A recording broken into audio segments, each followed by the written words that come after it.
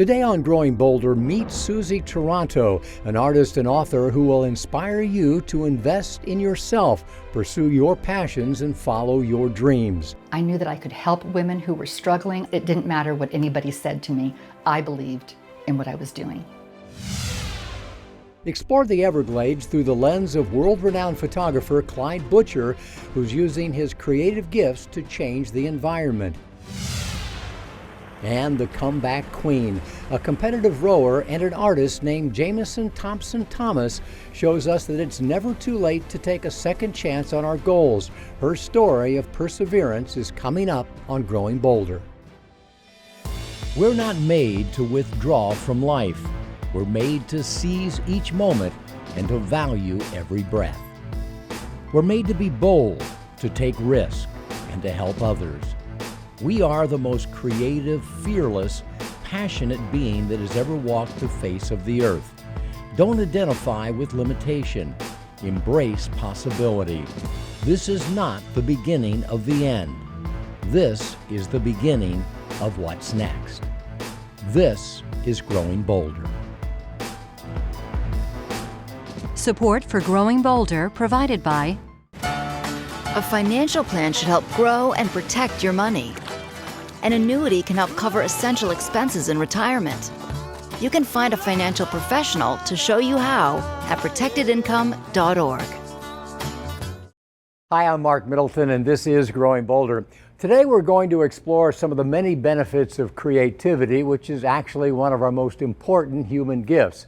Anthropologists think that we develop the ability to imagine things that didn't exist, but possibly could, about 60,000 years ago.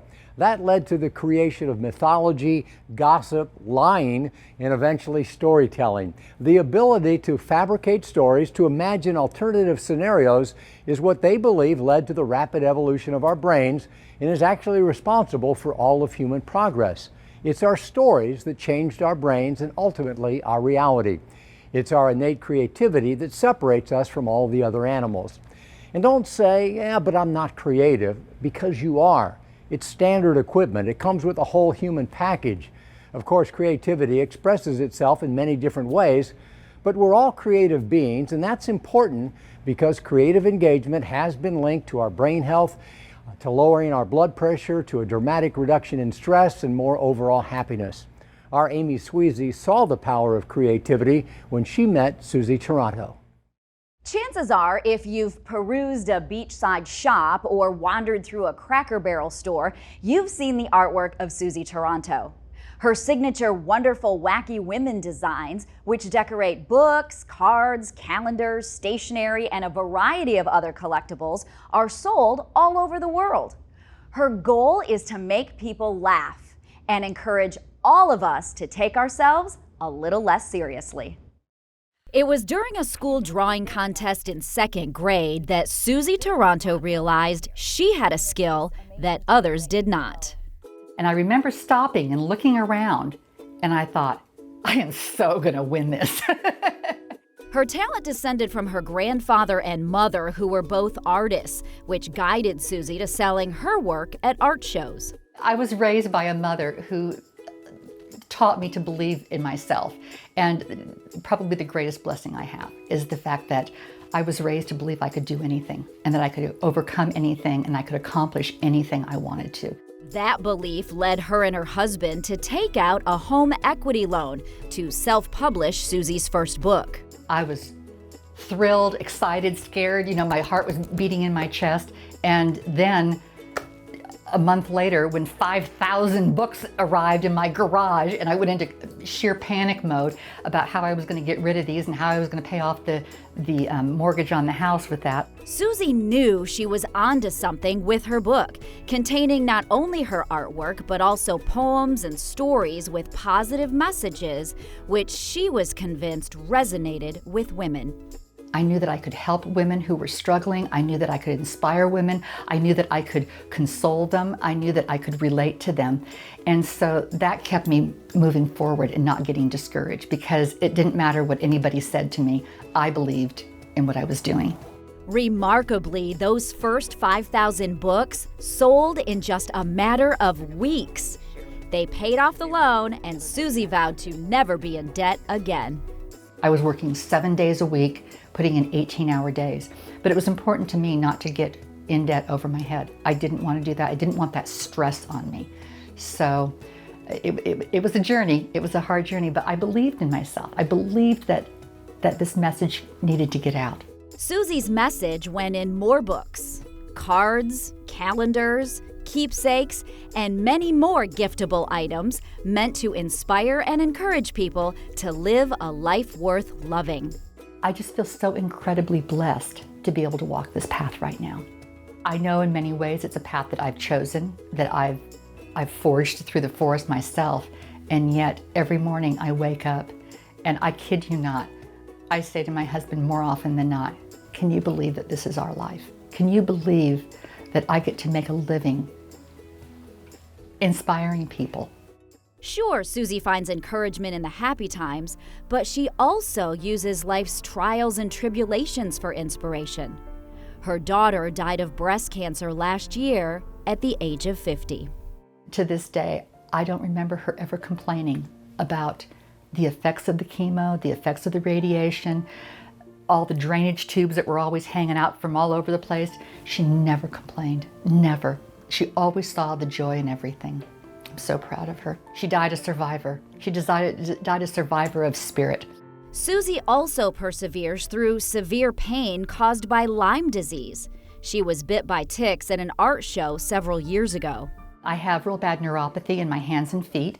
There are some days when I can't type and I can't paint and do things like that, but then there are other days when I can. I think the future always holds an uncertainty, but it also holds a pathway to adventure and to growth. When everything's wonderful and warm and fuzzy and everything's going right, we don't grow through that. We have a wonderful time, but we don't grow. We grow through adversity. We grow through being pushed to our limits and growing despite it, coming out the other end despite it. Suzy pushed herself to her limits once again in 2019 when she entered a hula competition at the age of 61. When I won, it was like no one expected me to win. I went out on that stage and my husband goes, "Why do you want to do this?" And I said, "I want to show my children that you're never too old to make your dreams come true." I looked down and on the front row of the room filled with several thousand people was my granddaughter. And while I was on the stage dancing, she was doing exactly the same motions with me. I thought, I don't need to win. I'm a winner right now. My granddaughter saw her 62-year-old grandmother on the stage dancing the hula at a big, competition.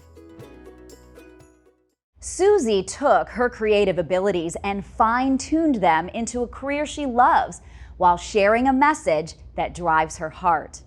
She says her business gave legs to her message. But what if your creative message gets lost in the monotony of life? Bill Schaefer shares a story of an artist who started out to make a profit only to realize what he really wanted to do was make a difference. You know, I think we've all had those moments going along in our careers only to wonder if there's something else we'd rather be doing. But we're about to meet someone who not only changed professions, but in doing so also changed every aspect of his life.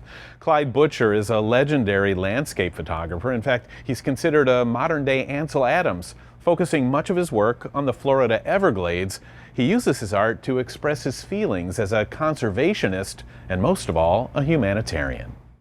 The problem with photographing in Florida, you have to get out of your car and get in the water. You got to play with the gators and the snakes, and you have to become one with the scene. And not many people wanted to do that. And I went out to the Everglades and started photographing. And I think being out there, waiting for hours for the sun to be right or the clouds to be right, and no sounds around, nobody around, it was really healing. I can't believe how beautiful this world is, and we have no respect for it. And that's what I'm trying to do with my work, is get to the point where people could understand how beautiful it is. When I started doing the work on the Everglades, the politicians had no idea what the Everglades were about. They just thought it was a swamp. They didn't have any idea it was a beautiful place. When I take people out in the swamp, I mean, it opens their eyes up to nature, because the Everglades hasn't really been touched by man. I mean, it's like it was. And that's what I'm trying to bring to people, how much energy the world has and how much beauty the world has. So I try to tell people that, we're all responsible for this world. We have a special place here, and I don't think people realize it. In life, we're all faced with challenges. We don't always know what's next or what's even possible. Even after a stroke, Clyde Butcher is still out there. He says that when it comes to doing what you love, never give in without giving it your all. Someone else who never gives up is Thomas McClary, former guitarist and founding member of the Commodores. Now, he's a guy who combined creativity and an infectiously positive attitude to define success on his own terms, and then he went out and found a way to achieve it. Let's go Boulder backstage for a pretty inspiring story. Tripping on the life that I'm living, life's too short to bother me. Thomas McClary's life has been nothing short of amazing. The man who formed the Commodores, discovered Lionel Richie, wrote and co-wrote some of the band's greatest hits, feels like he's ready for his next adventure. For college, he went to Tuskegee University, where, while waiting to enroll, As I was standing in the registration line, it was raining, and it was, I was like, man, did I make the right decision coming to Tuskegee, little small college town? So I hear this gentleman whistling a song by Eddie Harris, and Eddie Harris is a jazz musician. He plays saxophone.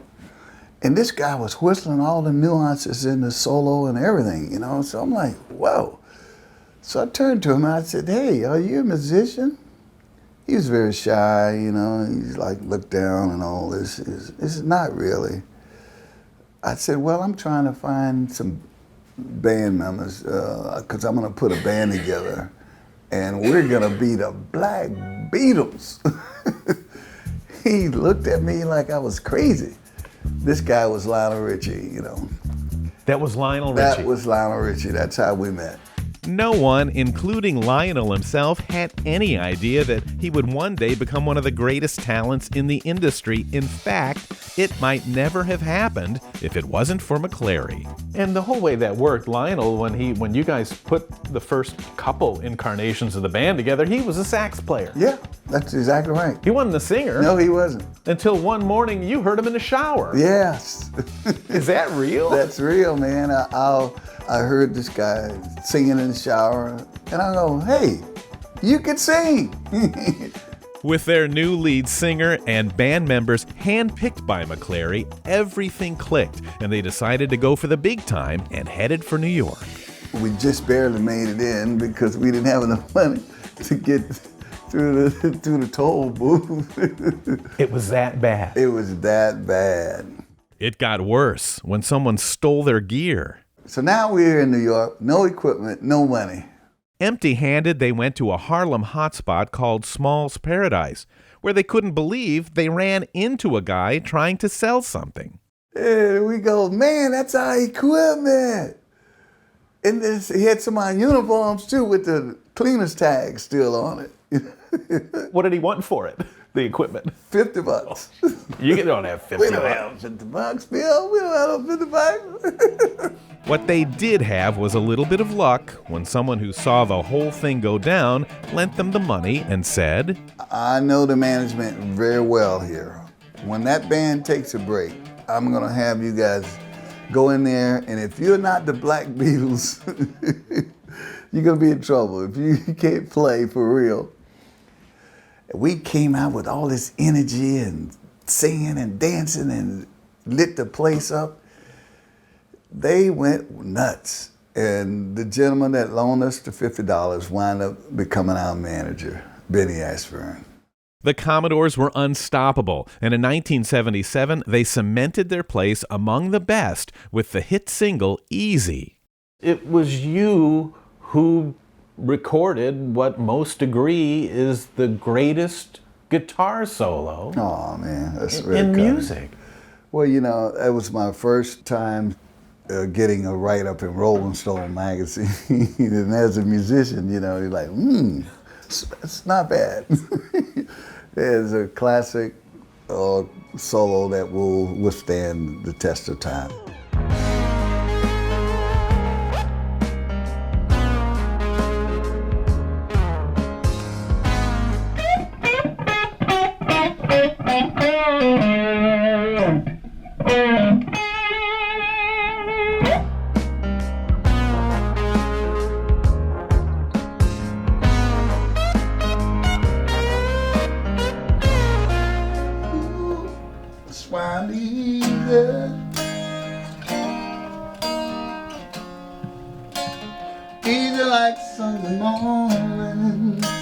Easy helped catapult Ritchie to stardom, and when he started making solo albums, well, it was the beginning of the end of the Commodores. McClary tried to hold the band together back then, and was still holding out hope when he was hit with the unthinkable. After 30 years of trying to bring them back together, I said, you know what, I'm just gonna do some dates, and maybe they'll come along. Next thing I knew, they hit me with a lawsuit saying, you know, you can't do this. I guess that was the most devastating period of my whole adult life, to have my brothers, who I literally handpicked and literally brought into this group, to say to me, you know what, we're gonna put the law on you. It got to be contentious there for a minute, and I told the judge and the jury that I was not going to let the corporation separate me from the love that I have for those guys. At an age where many wind down, Thomas McClary is ready to ramp up, looking forward to new opportunities and a new direction. 'Cause I'm high on sunshine, take all my blues away.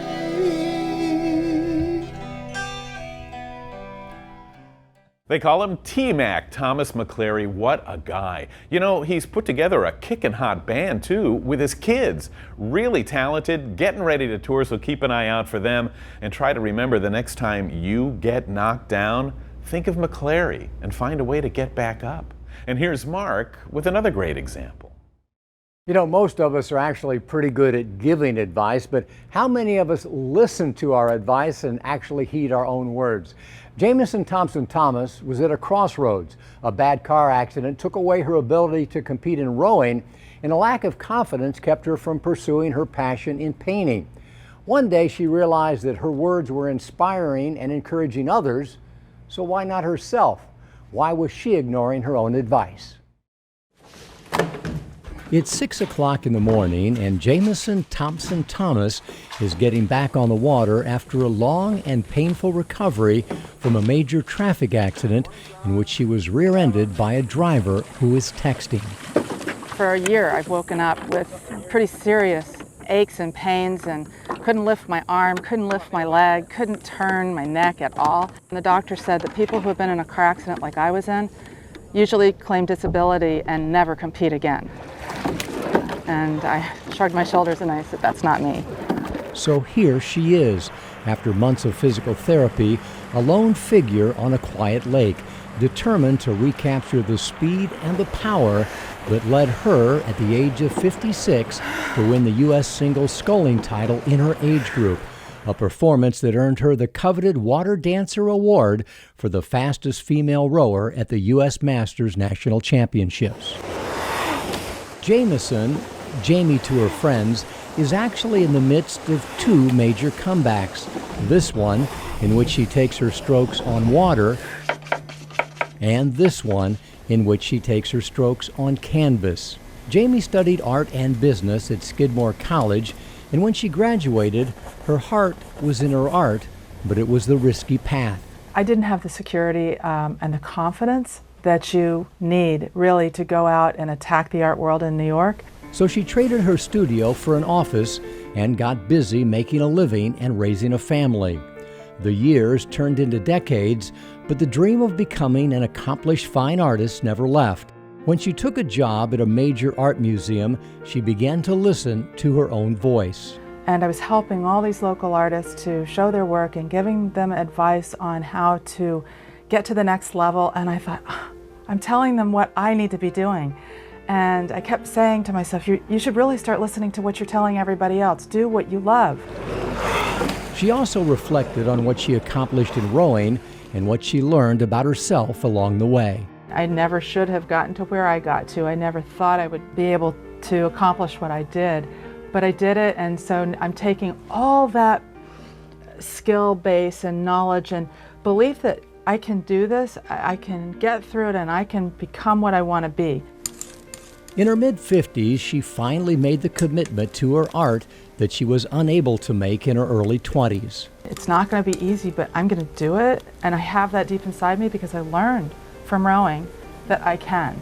To be able to go into something knowing that you're going to be successful at what you're going to do is such an amazing gift that you can't possibly have at 20. You have to fall a few times, you have to lose your footing.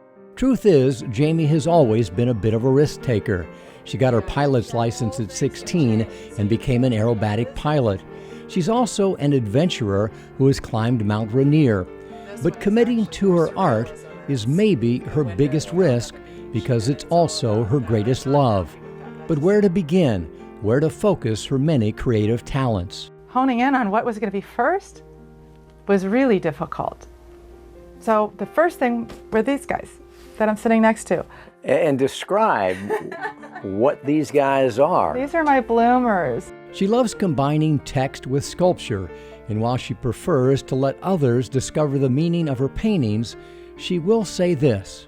I think maybe that's what I'm going for in my art, is saying, stop, look around you, see what more there is than what you think there is. Like her unique figures, Jamieson Thomas is a bloomer. She's blooming in her mid-50s, recovering her prowess as a world-class athlete while rediscovering her voice as a fine artist. And whether she's in her studio or in her boat, she's always in pursuit of the same thing, the key, she believes, to success in life. It's all about finding that rhythm, and if I come out in my boat and I find the rhythm in my boat, I have a much better day painting.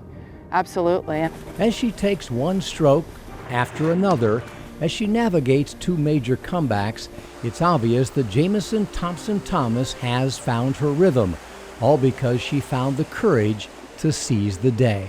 Carpe diem, you know, go for it and believe in it and ignore the aches and pains and the cracks and the pops and the headaches and whatever you have. You have to know you can fail, but then you have to know you can achieve. And once you've learned both, life just becomes a smile. You know, Jamieson makes a really good point. You have to know that you can fail, and you have to know that you can achieve. The truth is that so many of us are so afraid of failure, or we believe that failure is final, so we don't even try. Remember, the people who become good at something are really just the people who are okay with being bad at it for a while. So, carpe diem, seize the day, take your shot.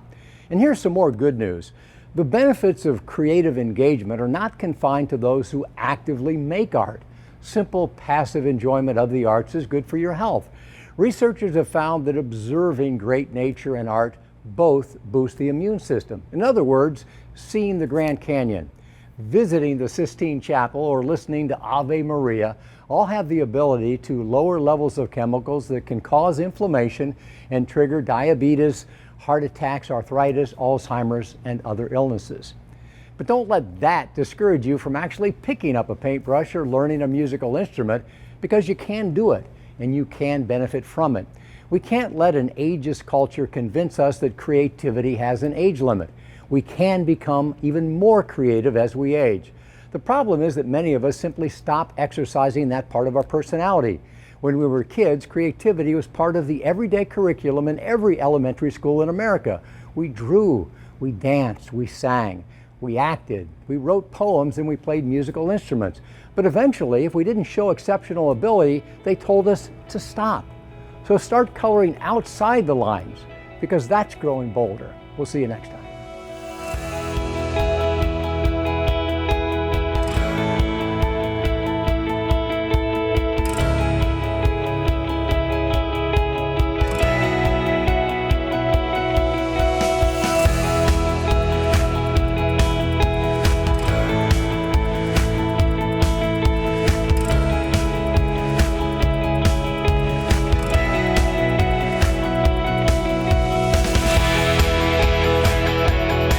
Support for Growing Bolder provided by A financial plan should help grow and protect your money.